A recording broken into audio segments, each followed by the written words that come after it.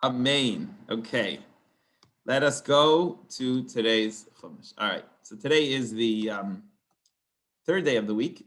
So we're holding the third section of the third Parshas Bo. And we're going along with our story here with Pharaoh and Moshe. Vayikra Pharaoh and Moshe. So Pharaoh calls Moshe. Vayomer, and he says to him, Lichu ibdu es Hashem. Go and serve your God. No problem, you can go. Right? This was after the plague of locusts. Darkness, sorry. Rak tzoinchem uvekarchem yutzag. Only your sheep and your cattle should be left behind. Take your, you can even take the kids, right? Gam tabchem yelichem, even take your children. But you cannot take your possessions with you. You cannot take your livestock with you. You can only take your children with you. Yomer Moshe, verse 25. So Moshe says, Pharaoh, no, sorry. Not just, and he talks to him very tough here. He says, not just are we going to take our own cattle, like you're telling us not to take. Gam ato titem biyadenu. You, Pharaoh, are going to give us your cattle. Zvachim va'oilais, to bring sacrifices and burnt offerings. Vasinu la'Hashem elokeinu, and we will deliver them and bring them to Hashem, our God. So not just you're not going to not let us take our cattle, you are also going to give us your cattle in order to take with us when we bring it, the sacrifice to Hashem. And our cattle too is going to go with us.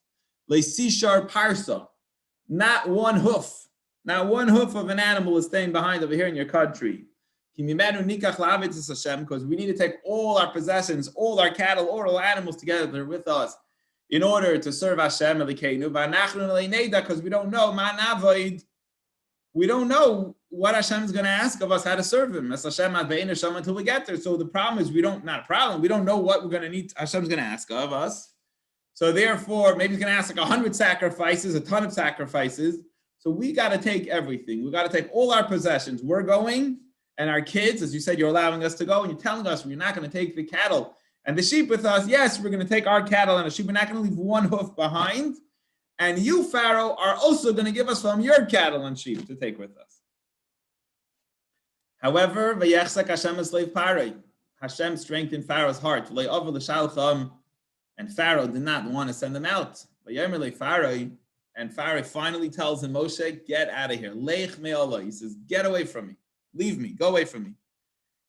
I'm warning you, Moses. Finally, Pharaoh puts down his foot. He says, Al toisev rois ponei, do not see my face again. Don't come back here and see my face again. Because in the day you come back here to see my face, you're going to die. I'm going to kill you, basically. If you come back here another time and try this stuff to get freed and speak all tough, on that day you come back here, you see my face again, Tammuz is going to be your last day on earth. You're going to die. Right? Over your dead body. So Moses, what does Moses respond? So Moshe says back to Pharaoh, you're right. You have hit the nail on the head. You're 100% right. I am not coming back to see your face again. I'm not coming back here. Pharaoh's trying to talk all tough. Moses, don't you dare come back here again. I'm warning you. You come back here, you're a dead man. And Moses says, you're right. I'm not coming back here anymore. That's it. This is my last time, my last warning to you. This is it. You are right. I agree with you. You told me not to come back, or I ain't coming back. Chapter 11, verse 1. So God tells Moses, one more plague. I have one more left up my sleeve here. Egypt. And after that, they will send you from here. When they send you, everyone, they're going to, this time when I bring the last plague, Kala garish garish. Everyone, every single drop, they're going to ship out of here. They're going to chase you out of here. Eschem mizeh, from you to you guys from this place. So yes, we're moving on to the last plague. But first, before you go, I have an important job. Before this takes place, before the last plague and Pharaoh actually chases you out of Egypt, I have another thing to tell you. Please,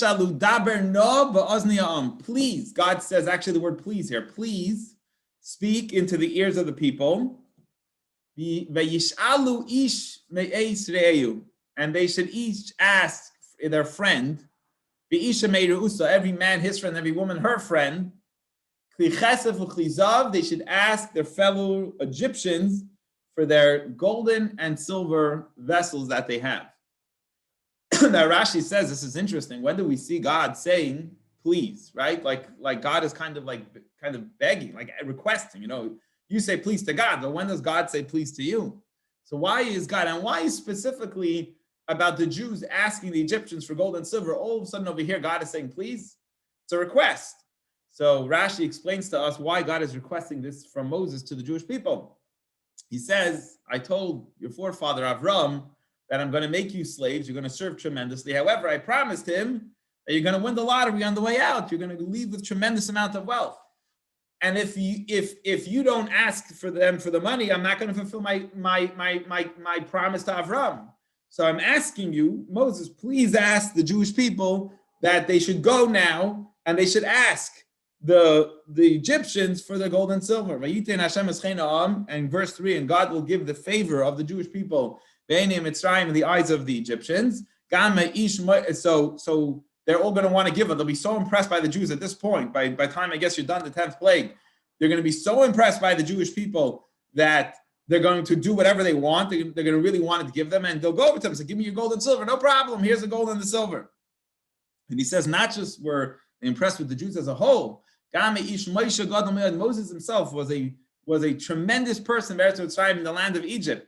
In the eyes of Pharaoh's servants and his nation. So there was a tremendous respect at this point already that there's going to be, especially after the 10th plague, that everybody will have only tremendous awe and respect for the Jewish people. Moses was very respected, and the Jewish people were very respected. And that is the end of today's Chumash. Again, to recap, Moses tells Pharaoh, don't come back. So Moses first tells Pharaoh tells Moses, you can go with your children too, but you cannot take all your possessions. Moses responds that not just will we take our possessions, we won't leave one behind. We're going to take your animals too.